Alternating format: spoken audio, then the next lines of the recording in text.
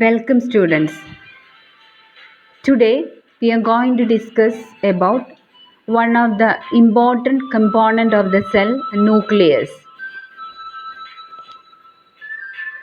Earlier in this chapter we have seen biologist Robert Brown discovered cell in the year 1831, and it is important part of the cell exerting a controlling influence on all cell activities. And today we are going to discuss detailedly about this particular component, nucleus, and it is spherical in shape, and in plants some like sieve tubes of vascular tissues and red blood cells of mammals lack nuclei at maturity. We brought as an example where we discussed cell shape and structure is related to the function it performs. Nucleus is a membrane-bound structure that contains the cell's hereditary information and controls the cell's growth and reproduction. A nucleus is a dense protoplasmic body that contains hereditary information for controlling cell activities and also for transfer of these hereditary characters to the next generation. And this is bounded or enclosed with a membrane. This membrane separates the content of the nucleus from the cytoplasm. About cytoplasm we are going to discuss in the next class. The cell's chromosomes are also kept or housed within the nucleus.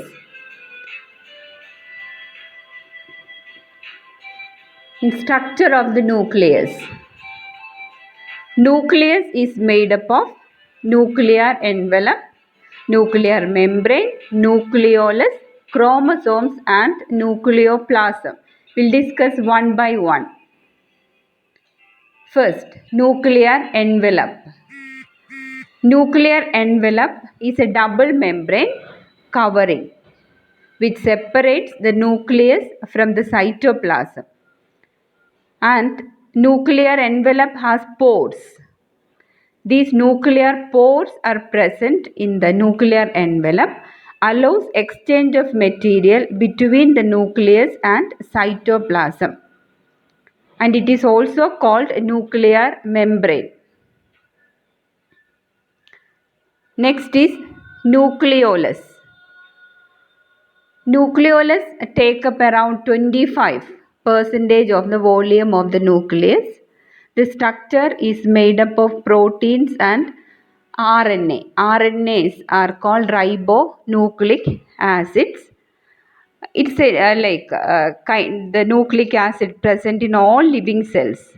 And this RNA main function is to rewrite ribosomal RNA and combine it with protein. Here RNA actually act as a messenger carrying instructions from DNA.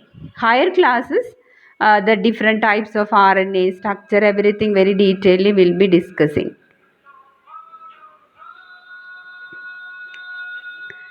The next one is chromosome.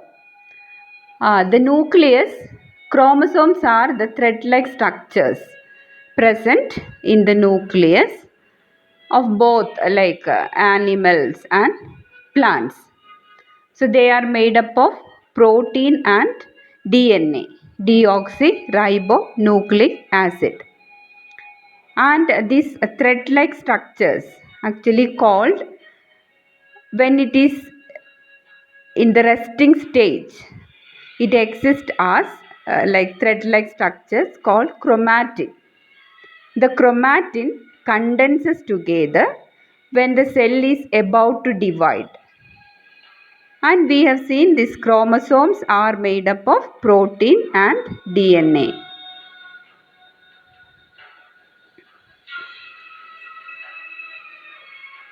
nucleoplasm. It is just like cytoplasm found inside a cell. We see that cell, the different components of cells are plasma membrane, cytoplasm and nucleus.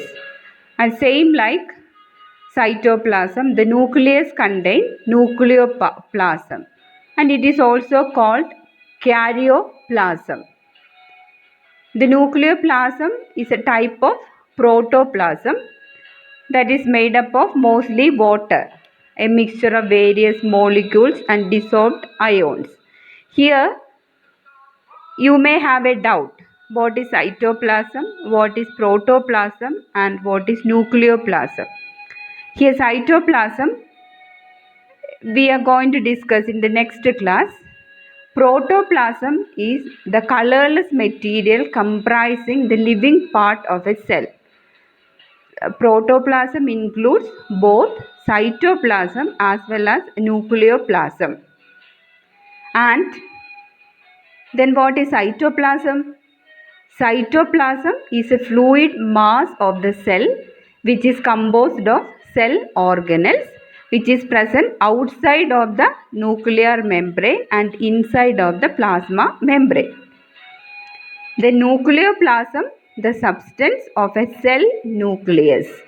It's a kind of sticky liquid that supports the content of the nucleus. And nucleoid. Nucleoid is like undefined nuclear region containing only nucleic acid is called a nucleoid. A nucleoid in bacteria is DNA. In some organisms like bacteria, the nuclear region of the cell may be poorly defined due to the absence of nuclear membrane. Such an undefined nuclear region containing only nucleic acid is called a nucleoid. Then functions of nucleus. Please copy down functions of nucleus in your notebook. The first function, nucleus is the controlling center of the cell and it controlling all cell activities as well as for transfer of the hereditary information to the next generation. And the nucleus plays a central role in cellular reproduction or cell division. Third is DNA molecules of chromosomes contain the information necessary for constructing and organizing the cell. The genes of chromosome are responsible for transmission of hereditary characters from parent generation to other. Genes are present in the DNA. DNAs are present inside the nucleus in the form of chromatin fibers. The nucleus determines the way the cell will develop and what form it will exhibit at maturity along with its environment. And in the earlier slide, we have seen nucleoid. There we say that the undefined nuclear region containing only nucleic acid. Nucleic acid is called a nucleoid. Here, such organisms whose cells lack a nuclear membrane are called prokaryotes. And organisms with cells having a nuclear membrane are called eukaryotes. Based on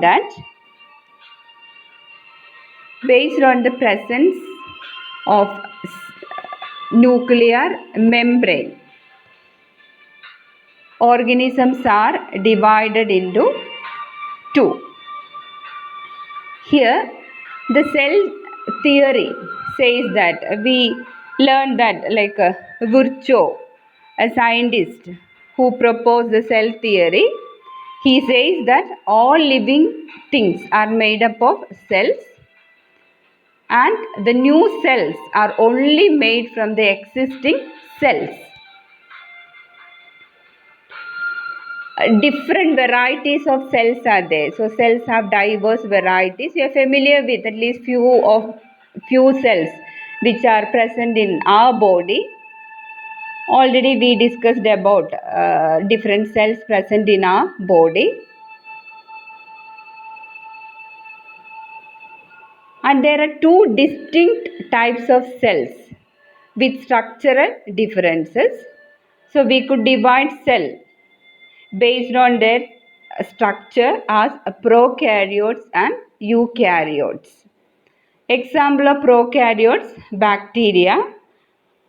Prokaryotes do not have a nuclear membrane or it lack nucleus, whereas eukaryotes have a nuclear membrane. All the nuclear materials are composed or present inside the nuclear membrane. All animals and plants cells are eukaryotic cells. We'll see what are the characteristics of prokaryotes. So they do not have a nucleus and their genetic material is not stored in the nucleus. It is scattered in the cytoplasm since there is no nuclear membrane.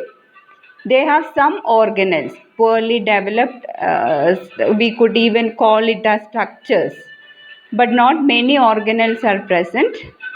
They are less complicated than eukaryotes. When we compare with eukaryotes, they are less complicated. All bacteria are prokaryotes. And all unicellular, most of the unicellular organisms are prokaryotes, but some prokaryotes are multicellular. We'll see what are the characteristics of eukaryotes, and we see all animals and plants are eukaryotes. They all have a nucleus where the genetic materials of the cell is stored. They have many organelles that work together to help the cell functions. Where are those cell organelles present? In the cytoplasm. Eukaryotic cells are much more complex than prokaryotic cells. They can be just one cell or can make a more complex multicellular organism with the existing cell. Now all plants, animals, fungi and protists are eukaryotic cells. Thank you.